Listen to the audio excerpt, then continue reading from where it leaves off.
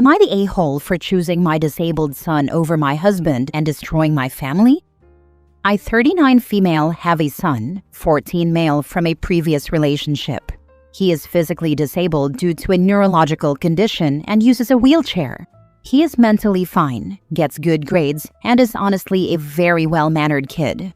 I married my husband, 43 male, 6 years ago. We also have 2 younger children together. When we got married, my husband said he understood my son's needs and that he signed up for this. Over the past year, however, after the birth of our second child, his attitude has completely changed.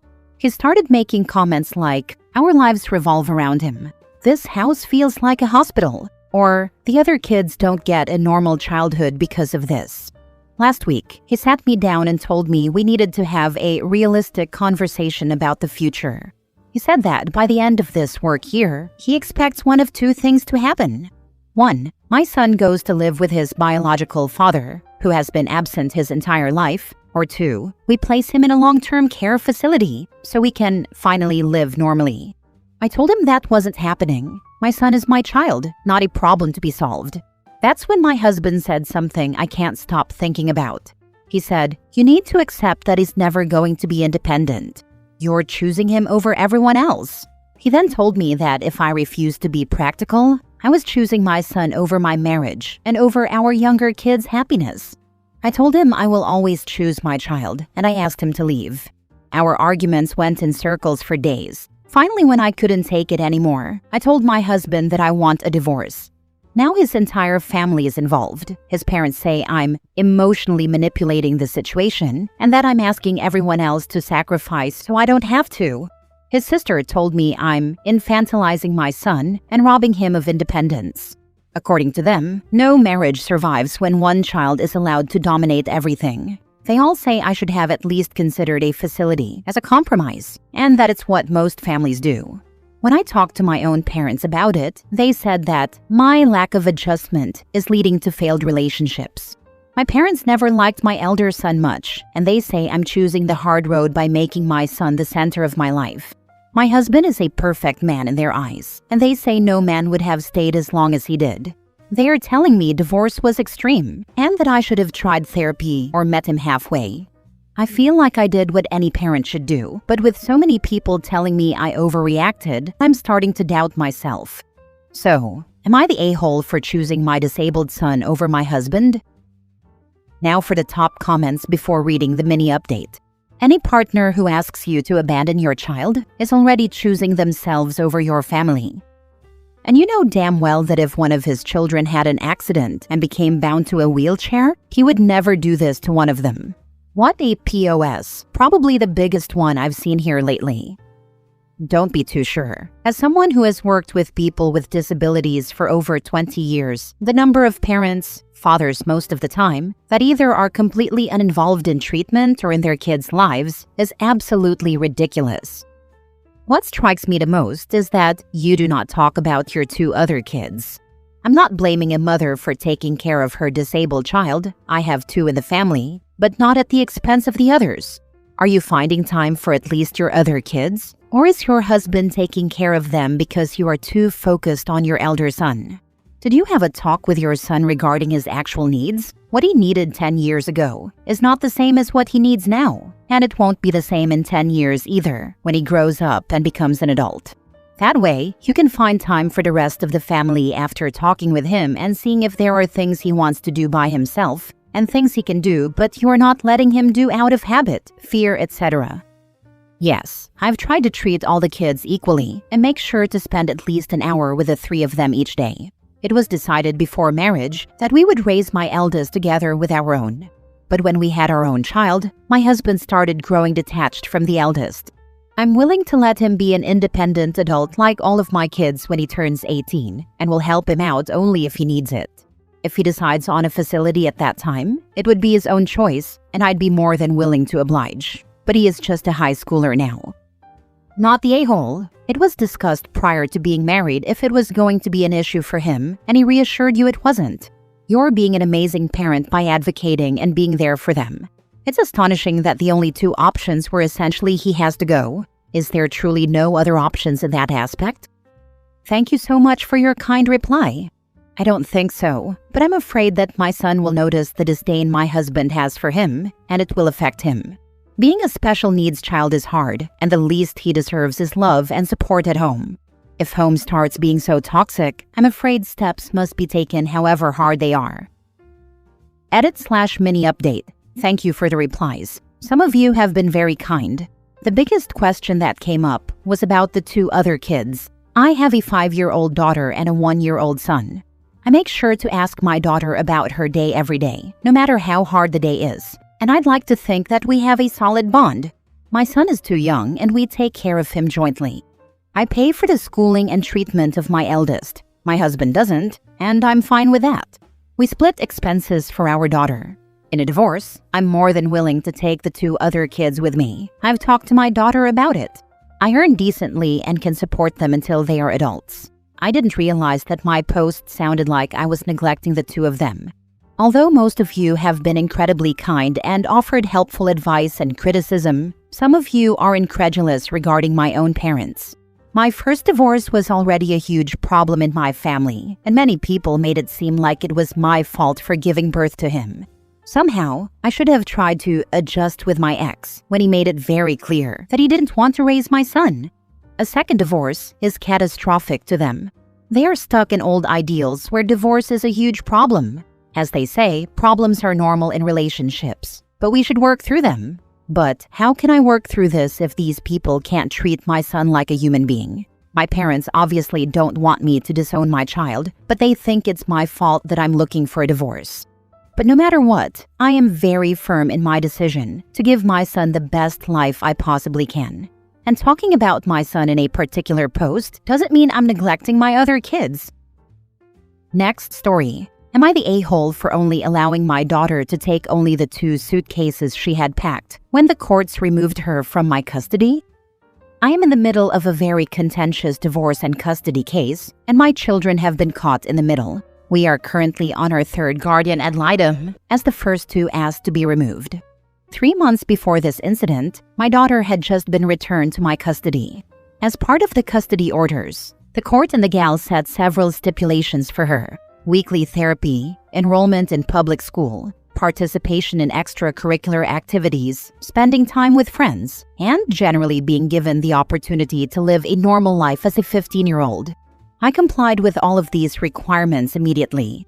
She was enrolled in public school, attended weekly therapy an hour away, joined drama club, got a part-time job at Dairy Queen, had a boyfriend, and attended homecoming. I paid her cell phone bill and covered school and personal expenses. During this time, her father was unsupportive and frequently undermined me. When she complained to him about being asked to do chores, he told her I was an unfit and abusive mother and that she should not be allowed to have a job, friends, or extracurriculars. Before homecoming, I bought her shoes and paid for a haircut. Her father refused to help with a dress, so I purchased one. She asked for fake nails, which I said no to. After homecoming, I received a bank alert asking if I had authorized a DoorDash charge. I had not. When I checked my bank statements, I found unauthorized DoorDash and Sally Beauty purchases. When I asked my daughter about the nails again, she denied everything. I then showed her the bank statements, at which point it was clear she had used my debit card without permission. I did raise my voice. I did not threaten to kick her out, abandon her, or leave her stranded at school. I discussed possible consequences, including whether she should attend a special school field trip. Immediately after, she contacted her father and the guardian ad litem and told them I was trying to force her out of my house and planned to abandon her at school. The gal met with my daughter at school without ever contacting me and told her she would be removed from my custody, that an emergency hearing would be filed, and offered her a ride home from the field trip. Not once did the gal contact me. At court, the gal stated that I was an unfit parent without providing concrete evidence, and custody was transferred to my ex-husband. When my ex-husband arrived with my daughter to retrieve her belongings, I allowed her to take the 2 suitcases she had already packed. She had known 4 days prior that custody might change and had not packed anything else. I did not prevent her from having her belongings permanently. After she left, I packed the remainder of her belongings neatly and informed her that they would be available to retrieve at the next court-approved opportunity. I have not gone back on this. So my question is, am I the a-hole, manipulative, or abusive for not allowing her to immediately gather everything that day given the circumstances? We don't have enough info here to make a judgment, and clearly there is a lot more going on than a couple of suitcases. You're focusing on the wrong thing. What is best for your daughter right now? That is the only question you should be asking. Yeah, find it hard to believe the gal, the third no less, would jump to unfit and removal based on OP's story. I smell piles of missing info. Why had your daughter recently been returned to your custody? She was living with her uncle and aunt, and it was not working out with them, so she came back to live with me. She was originally with me before going to live with her uncle and aunt, but we had just moved into a house after living in a motel for several months, and it was taking me a little longer to get her settled. Her behavior was getting out of control, and her dad did not want her to live with him. After 4 months with her uncle and aunt, she wanted to come for a visit. I said I thought it was a little early, but it was okay as long as her uncle and aunt were fine with it. This turned into a huge fight between my ex and his brother, and I was accused of manipulating everyone. After that, my ex's brother did not want my daughter back. The courts gave my daughter the option to go with me, my ex, or the system. She wanted to stay with me, and since I was more stable, working steadier hours, and able to get my daughter the services she needed, I said okay. Well, no wonder your daughter is the way she is. Her parents can't get their act together and be stable. As someone that grew up with 2 parents that didn't want them, this feels so familiar. She's angry at everyone, and I don't blame her. It took me a long time to be in a good place mentally. It's not going to be an easy road for her, unfortunately. Next story. Am I the a-hole for not wanting to keep being the easy child in my family? I'm 19 and the youngest in my family. The closest is 24. My older siblings have always been very vocal about their needs, opinions, and what they will or won't tolerate. Growing up, that meant a lot of arguments and long talks with my parents. I was always the opposite. I got good grades, didn't cause problems, did my best to give my parents an easy time, and learned pretty early that things went smoother if I just didn't ask for much. My parents used to joke that I was so easy compared to my siblings. Now that I'm older, I'm realizing how much that stuck. If plans change, I'm expected to adjust. If someone needs a favor, I'm the one asked first. If there's tension, I'm told to let it go because I'm more mature. Recently, my parents planned a family trip during a week I had already said I couldn't take off from work. I reminded them of this, and they said they assumed I'd figure it out because I always do. I said I couldn't and that I wasn't going. This turned into a long conversation about how disappointed they were and how it was supposed to be quality time together. No one asked why my schedule wasn't considered in the first place. Now I'm being treated like I suddenly changed, when it feels more like I just stopped automatically bending. Am I the a-hole for feeling like I've always been a pushover and suddenly wanting to change? Not the a-hole. Your adaptability got them to take you for granted. This comes with no rewards and bad quality of life. You did good by drawing a line. This is the first time I've mentioned this to anyone besides family, who obviously think I'm in the wrong. So that's refreshing to hear. Thank you.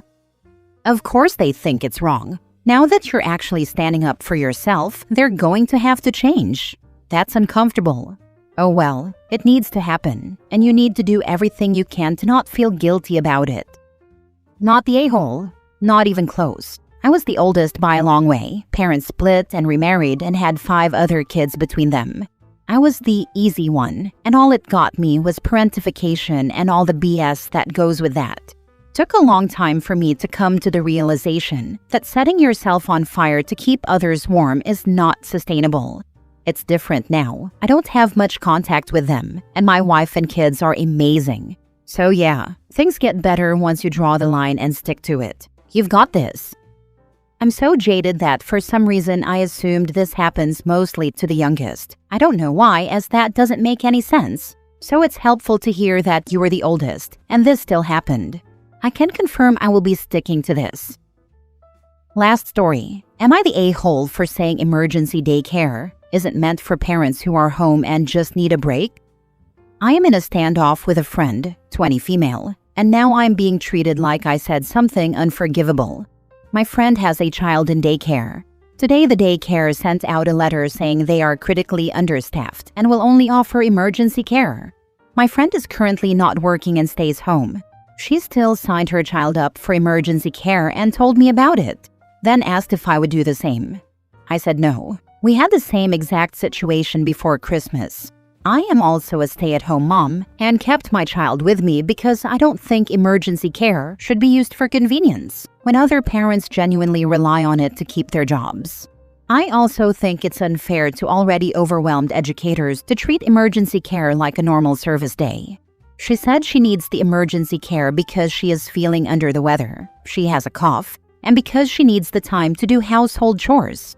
I told her that while housework is work, I don't consider chores or mild illness an emergency, especially when the daycare explicitly asked parents to keep their kids home if possible. I also said that using emergency care in that situation takes a spot away from families who truly have no alternative. That's when she accused me of not respecting domestic labor and of acting morally superior. I wasn't telling her what she's allowed to do. She asked my opinion, and I gave it. I didn't insult her, but I didn't back down either. Now she's stopped responding and says I was judgmental. I'll admit, I do think parents who can keep their kids home during staff shortages should do so.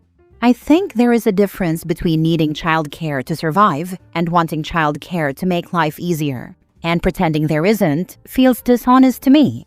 So, am I the a-hole for saying emergency daycare shouldn't be used when you're home and capable, even if that opinion upset my friend? Sounds like she pays for daycare and wants to use it. If she doesn't, the federal program that funds low-income families with daycare requires you have a full-time job. So sounds like you're just mad a mom wants a break. It is the daycare's responsibility to staff. You're the a-hole. She is a single stay-at-home mom without a job, and the daycare is being paid by the government. This is just a statement for info. I am not judging the stated fact. Not the a-hole. You're right, though. Also, it's wild calling a stay-at-home mom someone who does not respect domestic labor. And she's saying like working parents don't also have chores to do. Not the a-hole. As a parent, I completely understand wanting to have a break. Your friend still sucks, both for taking advantage of the system and for asking your opinion and getting mad at you for telling her. Also a parent here, I don't even understand the I need a break thinking. Definitely not the a-hole. It sounds like the child attends daycare regularly, so not attending for one day should not be any type of world-class burden. But you don't know what other issues the mom is dealing with. Well, they weren't mentioned in the OP, so as far as we know, there aren't any. If mom is so unhealthy that she can't care for her child and do housework at the same time, then do the housework tomorrow. Do the critical tasks and leave the rest until the next day.